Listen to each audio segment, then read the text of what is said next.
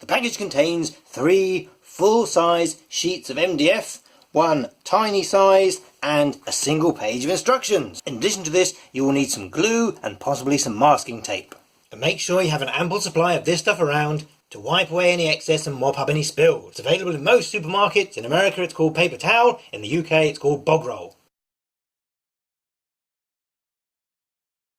Put part A and B together. So you'll need this long part here and this smaller part here, which has got 1 flat edge and then lugs in 3 sides.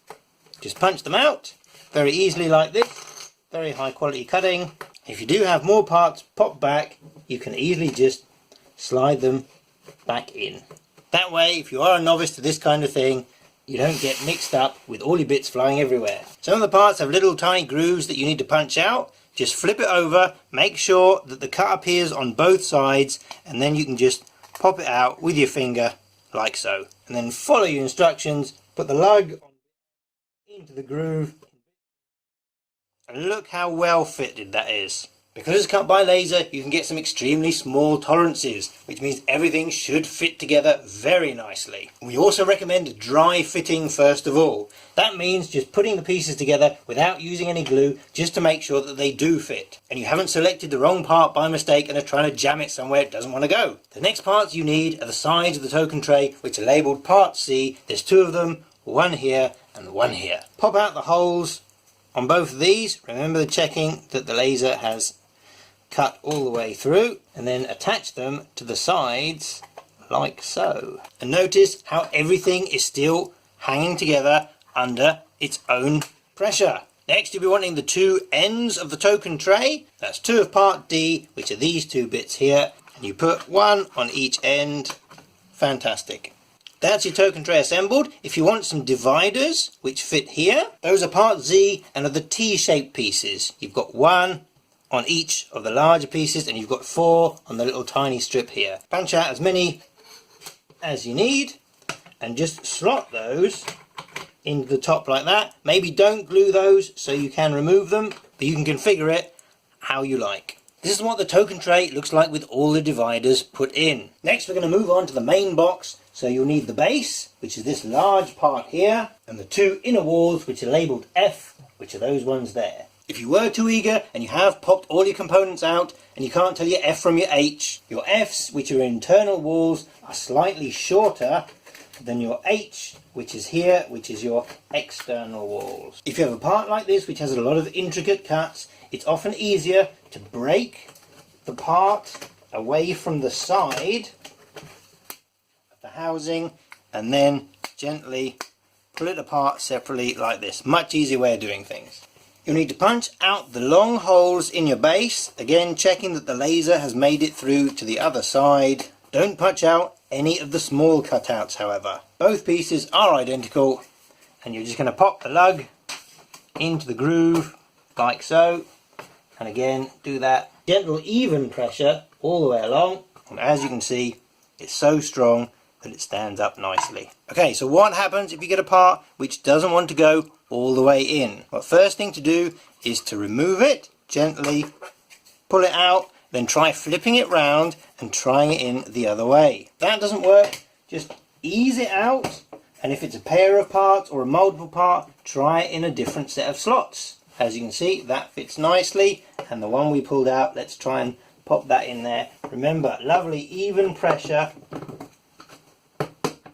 all the way across. As you can see, we're now halfway through the instructions, so pop out the 2 parts remaining on sprue number 2, which is part G, which will be 2 of the sides. Open up the 2 long holes in each one, just push it through like so. These will attach to the base and the internal walls. These end walls can be kind of tricky, but the secret is gentle, even pressure, and once you've got one in place, the other one is just as simple. All that remains is your 2 side walls, which are labelled as part H, which are the 2 parts which look very similar to this one here, but they are slightly taller. And by this point you should be a self-assembly ninja, so just guide them nice and gently, nice and firmly into place. Then flip it over and do it again for the other side. It doesn't matter which way up, You want to put these things, so if one way fits easier than another, go with that. Voila! One finished dry assembled Go7 Arkham Horror Gaming insert. Take your token tray, pop the lid on like so, and that fits in sideways in the central groove like that. Nice and secure, it won't rattle around. The next part is your pack of dividers, which contain 15 acrylic dividers, but they do have a paper backing attached to them to protect them during transit and stop them getting scratched. Give it a tug like so, and as you can see, they are completely clear. And you can slot these in literally anywhere up and down the row. And when they're in place, they add even more strength and rigidity to the structure. But there's no reason why you need to remove the paper backing, although you might want to peel the paper backing away from the edges so that they do fit very easily. And you can still keep your paper surface to write on. One thing to note about the dividers is that they are taller on one edge than they are at the other, and your taller edge is your outside edge.